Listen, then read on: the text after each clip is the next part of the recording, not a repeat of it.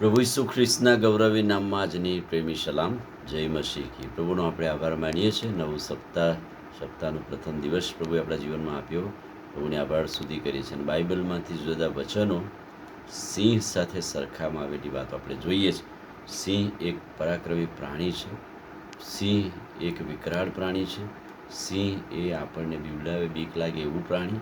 અને સિંહ ફાળી ખાનાર અને સિંહ આળસુ સાથે પણ સરખાવવામાં આવેલી છે. એટલા માટે આજે ફરી પાછા દેવના વચનોમાંથી, બાઇબલમાંથી સિંહ વિશેના વચનો શું છે. પહેલી વાત, આળસુ વ્યક્તિ સાથે સરખાવવામાં આવેલી છે. નીતિવચન 22:13. આળસુ કહે છે કે બહાર તો સિંહ છે એટલે મારાથી જવાશે નહીં, એટલે કે તકલીફો અને મુશ્કેલીઓ છે એટલે હું જઈ શકીશ નહીં.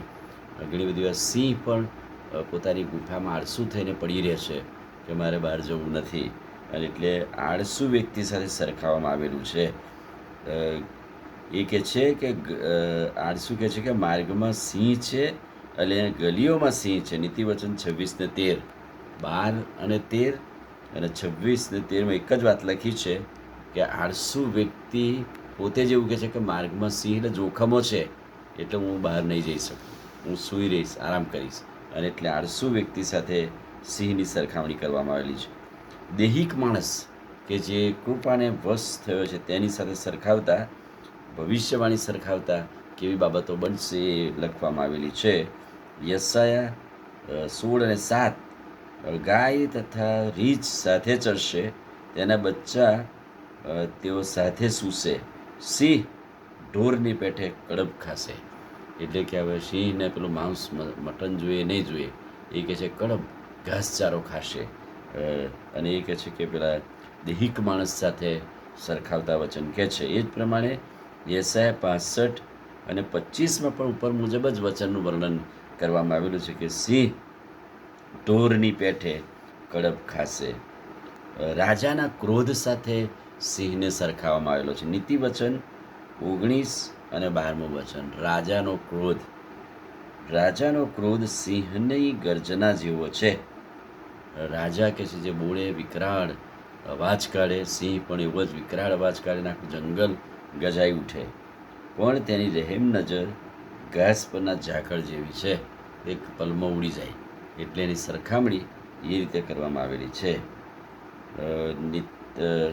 દ્રષ્ટાંતોમાં હજકીએલનું પુસ્તક, દાનિયેલનું પુસ્તક ને પ્રકટીકરણના પુસ્તકમાં જે બનાવો બનવાના છે ને જે વર્ણન છે એ વર્ણનમાં સિંહની સરખામણી કરવામાં આવેલી છે. જો તમે હજકીએલનું પુસ્તક 10મો અધ્યાય 14મું વચન જોશો તો 4 મુખ બતાવવામાં આવેલા છે.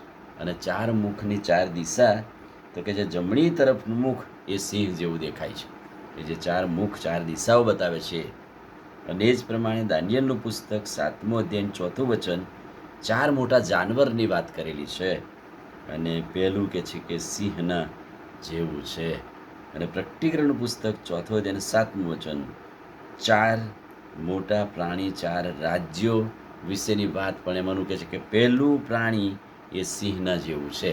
અને એટલે પ્રકટીકરણ, દાનિયેલ અને હજકીએલ ભવિષ્યવાણી ઉચ્ચારતા એમ કહે છે કે ભવિષ્યમાં બધી બાબતો બનશે ત્યારે કહે છે કે જે દેખાવો હશે એમાં સિંહનો દેખાવ પણ લખવામાં આવે છે. એટલા માટે કેટલા બધા પુરાણી તત્વો પ્રમાણે અથવા તો પહેલાંના જમાનામાં એ કહે છે કે આવા પ્રાણીઓની પૂજા પણ થતી હતી.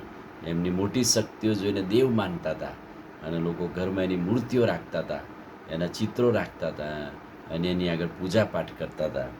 પણ સિંહ એક ઈશ્વરે રચેલું બનાવેલું પ્રાણી છે કે જે આપણે એની મૂર્તિ પૂજા કરી શકીએ કરીએ નહીં, પણ એ કહે છે કે દેવના વચનોથી સિંહની સરખામણી જુદા વચનોથી કરવામાં આવેલી છે. આમીન. પ્રાર્થના કરી. પ્રભુ, આજે સવારે અમે આભાર માનીએ છીએ તમારા વચનથી સિંહ વિશેના જે વચનો બાઇબલમાંથી પ્રાપ્ત થાય છે અને એ વચનો શીખવા પ્રભુ તમે એમને સમજ શક્તિનો આત્મા આપો. પ્રાર્થના પ્રભુ ઈસુના નામમાં કરીએ છીએ. સાંભળો ને માન્ય કરો. આમીન. God bless you.